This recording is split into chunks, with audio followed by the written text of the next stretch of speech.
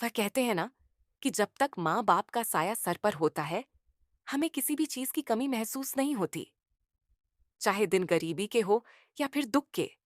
लेकिन जब तक माँ बाप का सहारा साथ में होता है, हमें कोई भी दुख इतना ज्यादा परेशान नहीं कर सकता, क्योंकि वह लोग हमारे आगे ढाल बनकर खड़े हो जाते हैं। शायद ऐसी ही कहानी कुछ मेरी है। मेरे माता पिता के साथ रहकर मुझे बस यही महसूस होता था कि मैं स्वर्ग में ही रह रही हूं, क्योंकि उन लोगों की सोच और जो व्यवहार था, वह मुझे पूरी तरह से पता था। मुझे किसी भी चीज के लिए उन्होंने आज तक मना नहीं किया था। मैं किसी भी चीज की डिमांड करती थी तो वह मेरे सामने हाजिर कर देते थे। भले ही घर में लाख बुरी सिचुएशन हो, चाहे कोई भी स्थिति खराब हो, लेकिन मेरे लिए वह हमेशा ही अच्छा माहौल बनाकर रखते थे। मेरे माता पिता के ऐसे व्यवहार से मैं पूरी तरह से आश्चर्यचकित थी, क्योंकि दरअसल मेरी पढ़ाई को दौरान मेरी सहेलियां अक्सर मुझे बताती थीं कि हमारे माता पिता हमें घर से बाहर नहीं निकलने देते।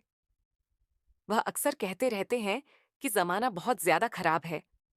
अगर अकेली लड़की को बाहर जाने दिया तो न जाने कब मुंह काला हो जाए। दरअसल मेरा नाम पूर्वी है और मेरी एक छोटी बहन है। हम दो ही बहनें हैं। हमारा कोई भाई भी नहीं है। मेरे मम्मी पापा की लव मैरिज हुई थी और दोनों में बहुत ज्यादा प्यार था। ये देखकर मुझे बहुत खुशी होती थी कि वह एक दूसरे से इतनी मोहब्बत करते हैं। शादी के इतने सालों बाद भी उनकी मोहब्बत में कोई कमी नहीं आई थी।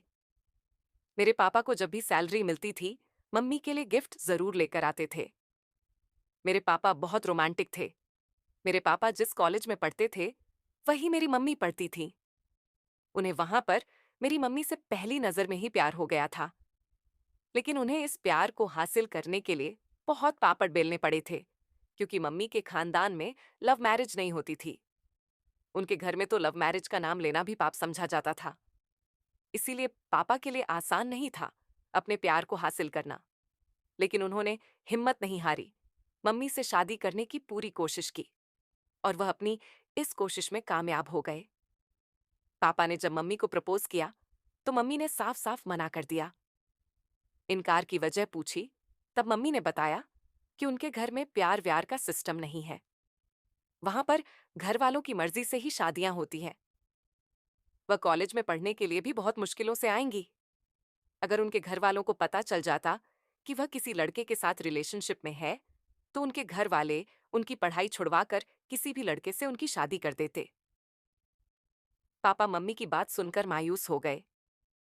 कुछ दिनों तक उन्होंने मम्मी से बात नहीं की, लेकिन शायद मम्मी को भी पापा पसंद थे। लेकिन वह मजबूर थी। वह अपनी तरफ से हाथ नहीं बढ़ा सकती थी। उन्हें अपने घर के हालात पता थे, इसलिए कोई रिस्क लेना नहीं चाहती थी। एक दिन पापा के दोस्त ने पूछा कि क्या हुआ, तुम इतने उदास क्यों रहते हो? तब उन्होंने बताया कि मैं रेणु को पसंद करता हूँ, उससे शादी करना चाहता हूँ, और मुझे लगता है कि कहीं ना कहीं वह भी मुझे पसंद करती है। लेकिन वे बात अपने मुंह से नहीं कहती। उसने मुझे बताया है कि उनके घर पर लव मैरिज को नहीं मानते, माँ बाप की मर्जी से ही शादी होती है। अब तुम ही बताओ कि मैं क्या करूं। मैंने उसे भूलने की बहुत कोशिश की थी, लेकिन मैं उसे नहीं भुला पा रहा। तब पापा के दोस्त एक आइडिया दिया। उन्होंने कहा कि तुम थोड़ा सब्र रखो, वैसे भी रेणु का आखिरी साल है, इसके बाद उसके घर वाले उसके लिए रिश्ता देखना शुरू कर देंगे। तब तुम उसके लिए रिश्ता भेज देना, हो सकता है कि उसके घर वालों को तुम पसंद आ जाओ और तुम दोनों की शादी हो जाए। फिर ये तुम्हारी लव मैरिज अरेंज हो जाएगी। सिर्फ तुम दोनों को ही पता होगा कि ये लव मैरिज है, लेकिन उसके घर वालों की नजरों में ये अरेंज मैरिज ही होगी। पापा को अपने दोस्त का आइडिया समझ में आ गया। फिर उन्होंने ऐसा ही किया। जब मम्मी की पढ़ाई कंप्लीट हो गई, तो पापा ने एक रिश्ते वाले को मम्मी के घर उनके लिए रिश्ता भेज दिया। मम्मी के पिताजी ने पापा का घर बार देखा, उनके बारे में जानकारी निकलवाई, तो सब लोगों ने ही लड़के की तारीफ की। फिर मम्मी के घर वालों को यह रिश्ता पसंद आ गया और उन्होंने हाँ कर दी। एंगेजमेंट वाले दिन मम्मी ने जब पापा को देखा तो वो चौंक गई थी, क्योंकि उन्हें इस बारे में कुछ भी पता नहीं था। मम्मी कहने लगी कि राघव, तुम ये क्या, मेरी शादी तुमसे हो रही है? पापा हंसे और कहने लगे कि जी हाँ मैडम, आपकी शादी मुझसे ही हो रही है। फिर मम्मी ने पापा से पूछा कि तुमने ये सब कुछ कैसे किया। तो पापा ने उन्हें पूरी बात बताई। मम्मी बहुत ज्यादा खुश थी। उस दिन मम्मी को पापा के प्यार पर पूरा भरोसा हो गया था। वह समझ गई थी कि वह उनके लिए पूरी दुनिया से लड़ सकते हैं। मम्मी पापा की एंगेजमेंट 1 महीने बाद ही उनकी शादी हो गई थी। मम्मी पापा के साथ बहुत ज्यादा खुश थी, लेकिन पता नहीं कैसे मम्मी के घर वालों को पता चल गया था कि मम्मी पापा को पहले से जानती है। पापा उन्हीं के कॉलेज में पढ़ते थे। ये सारी बात जानकर उनके घर वालों को बहुत गुस्सा आया। उन्हें ऐसा लगा कि मम्मी ने धोखा दिया है। उनके पिताजी बहुत ज्यादा सख्त हैं, इसीलिए उन्होंने मम्मी से सारे रिश्ते खत्म कर दिए। मम्मी बहुत ज्यादा रोए। पापा को भी ऐसा लग रहा था कि उनकी वजह से मम्मी की फैमिली उनसे दूर हो गई, क्योंकि उन्हें तो इस बारे में कुछ भी पता नहीं था। पापा ने मम्मी से माफी मांगी तो मम्मी कहने लगी, इसमें आपकी कोई गलती नहीं है। फिर कई सालों बाद जब उन्हें पता चला कि वह मां बनने वाली है, तो वह बहुत ज्यादा खुश हुई। जब उन्होंने पापा को बताया तो वह कहने लगे कि अब तुम सब कुछ भूल जाओ, खुश रहने की कोशिश करो। तुम खुश रहोगी तो हमारा बच्चा भी खुश रहेगा। मैं नहीं चाहता कि ऐसे समय में तुम दुखी रहो। वैसे भी तुमने कुछ गलत नहीं किया। तुम्हारे घर वालों को गलत फहमी हुई है। तुम देखना एक ना एक दिन जब उनकी गलत फहमी दूर हो जाएगी तो वो लोग खुद तुमसे मिलने आएंगे। मेरे पापा तो बहुत अच्छे थे, लेकिन उनकी माँ यानी मेरी दादी का बर्ताव मेरी मम्मी के साथ कुछ अच्छा नहीं था।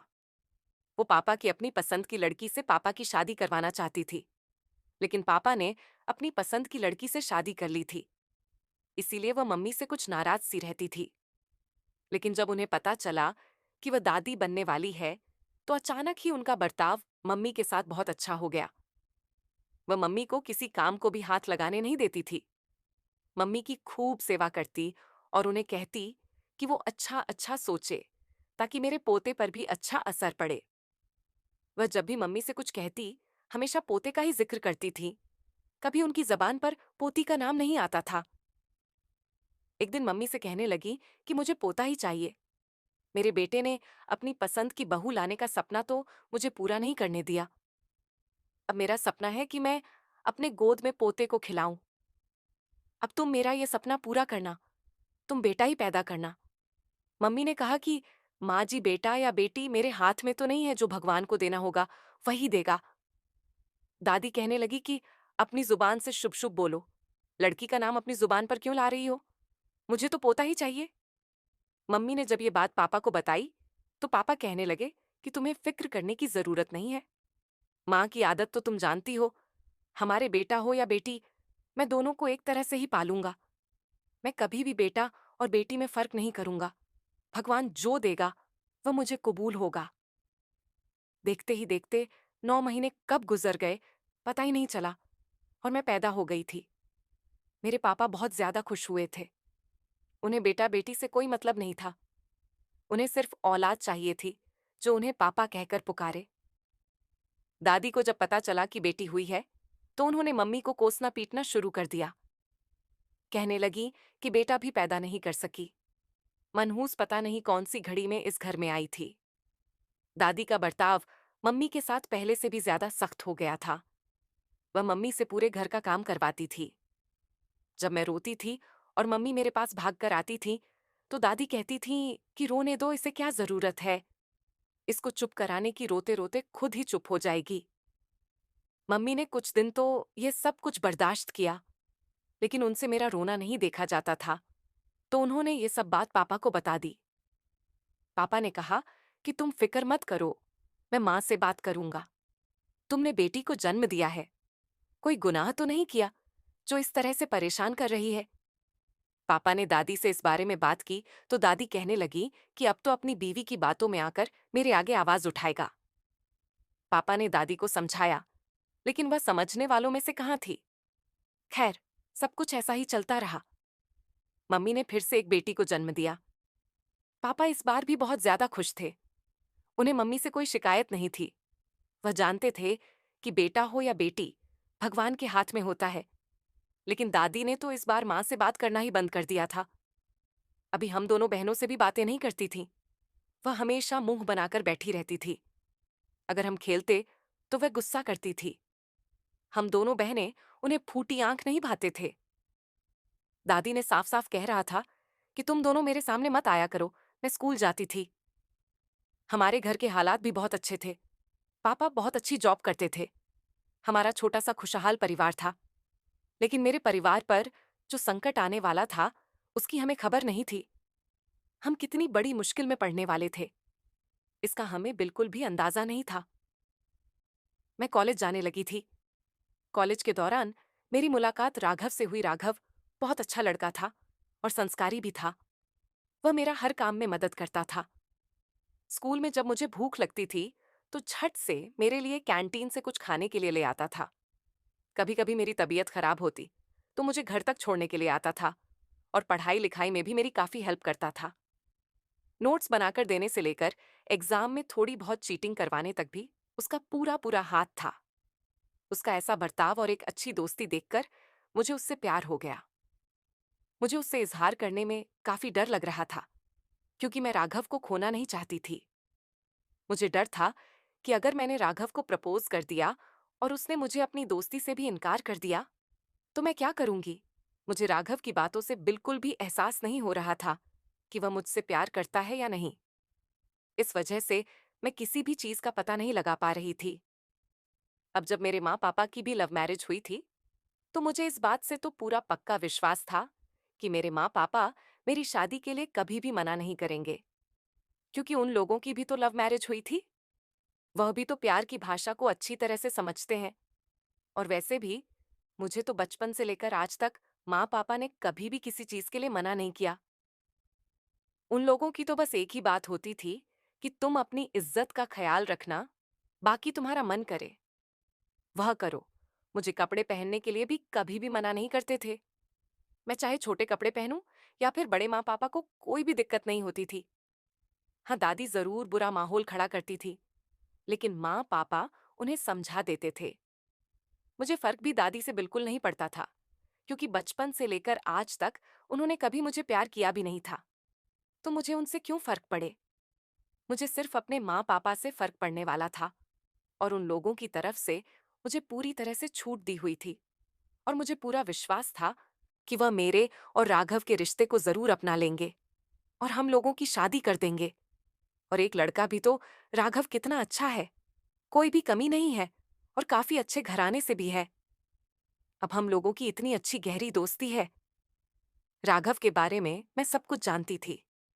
वह अपने माता पिता का इकलौता बेटा था और पढ़ाई में भी काफी होशियार था। कल को वह एक अच्छी नौकरी भी कर सकता है, जिस वजह से हमारी जिंदगी अच्छे से गुजर सकती है। लेकिन दिक्कत थी तो सिर्फ इतनी ही थी कि राघव को मैं प्रपोज कैसे करूं, क्योंकि मुझे जो डर था वह शायद कोई नहीं समझ सकता था। लेकिन एक रोज मैंने हिम्मत की और राघव को प्रपोज कर डाला। राघव ने तुरंत हाँ कह दी और उसने भी कहा कि मैं भी तुमसे बेइंतहा मोहब्बत करता हूं, लेकिन तुम्हें बताने से घबरा रहा था। अब मेरी और राघव की सेम सिचुएशन थी।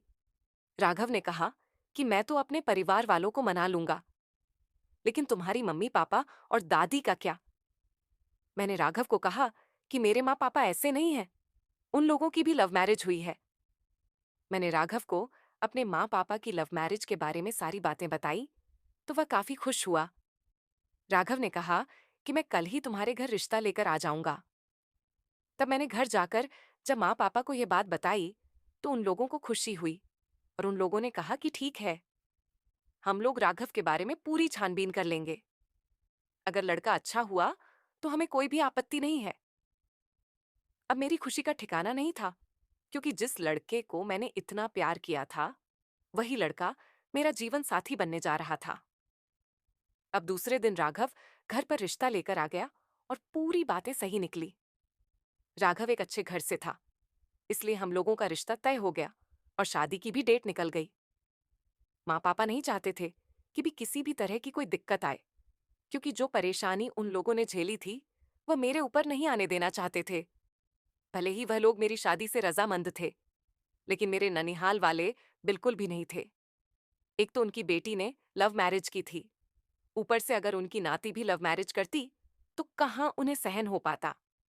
इसीलिए माँ पापा को अक्सर यही डर लगा रहता था कि कहीं वह इस रिश्ते को तुड़वा ना दे या फिर कोई दिक्कत खड़ी ना कर दे।